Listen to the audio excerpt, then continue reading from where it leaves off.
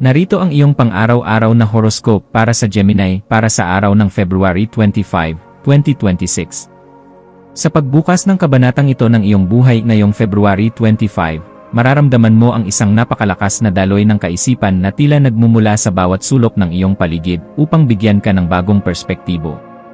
Ang enerhiya ng araw na ito ay nakatuon sa pagpapalawak ng iyong kakayahang makipag-ugnayan at ang pagpapakita ng iyong galing sa paghabi ng mga salita na may kapangyarihang magpabago ng damdamin ng ibang tao. Huwag kang mag-atubiling ilabas ang iyong mga naiisip dahil ang iyong talino ay nasa pinakamataas na antas. At ang bawat ideyang iyong bibitawan ay magsisilbing binhi ng isang malaking pagbabago na magdadala sa iyo sa mga pinto ng tagumpay na hindi mo pa nararating noon. Pagdating sa usaping propesyonal at sa iyong mga tungkulin sa trabaho, ang petsang ito ay nagdadala ng isang napakahalagang pagkakataon upang ipakita ang iyong bilis sa pag-angkop sa mga bagong sistema at makabagong teknolohiya.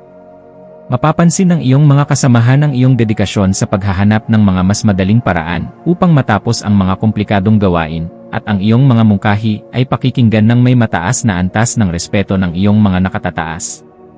Ang iyong sining sa pakikipagnegosasyon ay magiging susi upang makakuha ng mga bagong proyekto o kontrata. Kaya manatiling alerto at handang sumabak sa anumang diskusyon dahil ang iyong karunungan ay magsisilbing sandata mo sa bawat hamon na kakaharapin. Ang iyong kalagayang pinansyal ay nasa isang posisyon kung saan ang sapat na pagtitimpi sa mga biglaang gastusin ay magbubunga ng malaking kaginhawaan sa mga darating na buwan ng taong ito.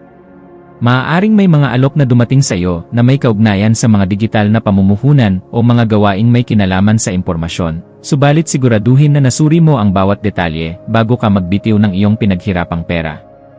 Ang pagiging masinop at ang paglalaan ng sapat na pondo para sa mga hindi inaasahang pangangailangan ay magbibigay sa iyo ng kapanatagan ng loob.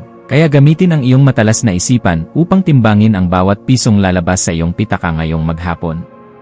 Sa aspeto ng pag-ibig at pakikipag-ugnayan, ang iyong puso ay magiging lubhang mausisa at handang makinig sa mga kwento at karanasan ng iyong mahal sa buhay ng may malalim na pag-unawa. Ang paglalaan ng oras para sa isang masayang pakikipagkwentuhan ay makakatulong upang maalis ang anumang lamat na dulot ng inyong pagiging abala sa mga nakaraang araw sa trabaho.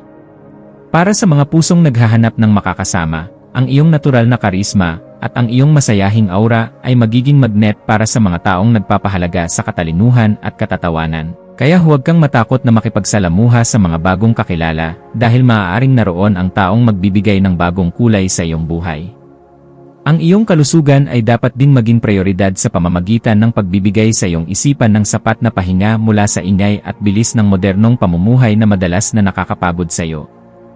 Ang iyong nervous system ay nangangailangan ng pagkakataon na makapag-relax, kaya makabubuting umiwas muna sa sobrang paggamit ng mga gadget, at sa halip ay magbasa ng isang aklat o makinig sa mahinahong musika.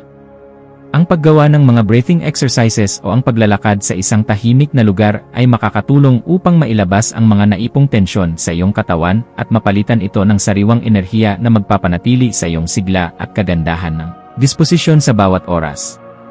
Sa pakikipagkapwa-tao, ang iyong pagiging maunawain at ang iyong pagnanais na makatulong ay magbubunga ng mas malalim na pagkakaibigan sa mga taong iyong makakasalamuha sa kalsada o sa opisina.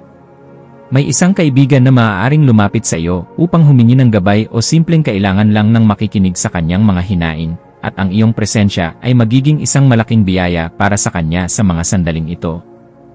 Maging mapagmasid sa iyong paligid dahil ang bawat pakikipagpalitan ng kaisipan ay nagdadala ng bagong karunungan na maaari mong gamitin upang mas lalo mo pang mapabuti ang iyong pakikitungo sa iba't ibang uri ng personalidad na iyong nakakasalamuha. Ang iyong malikhaing isipan ay magkakaroon ng kakaibang kislap sa hapon, lalo na sa mga gawaing may kinalaman sa pagsusulat, sining, o anumang paraan ng pagpapahayag ng iyong mga damdamin sa pamamagitan ng sining. Huwag mong ikubli ang iyong mga talento dahil ang iyong mga gawa ay may kapangyarihang magbigay ng inspirasyon at kagalakan sa ibang tao na nakakakita nito, at ito ay magsisilbing paraan upang mailabas mo ang iyong mga ideya. Ang pagbuo ng isang bagay mula sa iyong imahinasyon ay hindi lamang isang libangan, kundi isang paraan upang mapanatili ang balanse ng iyong isip sa gitna ng isang napakaabalang mundo na puno ng maraming distractions. Para sa pamilya, asahan ang isang kaganapan sa loob ng tahanan na mangangailangan ng iyong karunungan bilang isang tagapamagitan upang mapanatili ang kaayusan sa pagitan ng mga miyembrong may magkakaibang opinyon. Ang iyong papel bilang taga-ayos ng gulo ay mahalaga upang hindi na lumaki pa ang mga maliliit na issue na maaari namang pag-usapan ng mahinahon at may sapat na pagmamalasakit sa isa't isa sa bawat pagkakataon. Maglaan ng oras upang makipagkwentuhan sa iyong mga kapatid o magulang tungkol sa inyong mga pangarap, dahil ang pagkakaisa ng pamilya ang tunay na lakas na magtataguyod sa iyo sa mga panahong pakiramdam mo ay mabigat ang hamon. Ang iyong intuition ay magsisilbing iyong panloob na kumpas sa pagpapasya tungkol sa isang bagong oportunidad na may kinalaman sa iyong personal na pag-unlad o sa pagkuha ng mga bagong kasanayan sa komunikasyon.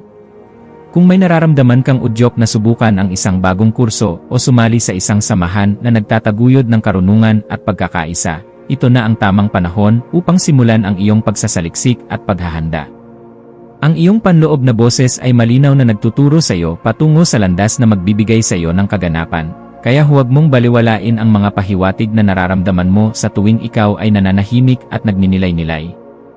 Sa aspeto ng edukasyon at pagkatuto, ang iyong isipan ay magiging kasing talas ng isang matulis na lapis na handang sumulat ng mga bagong kabanata sa iyong aklat ng kaalaman sa mundong ito. Gamitin ang panahong ito upang mag-aral ng mga paksa na may kinalaman sa lingwistika, sining, o teknolohiya dahil ang mga ito ay sadyang makakatulong sa pagpapalawak ng iyong pangunawa sa kalikasan ng pakikipag-ugnayan.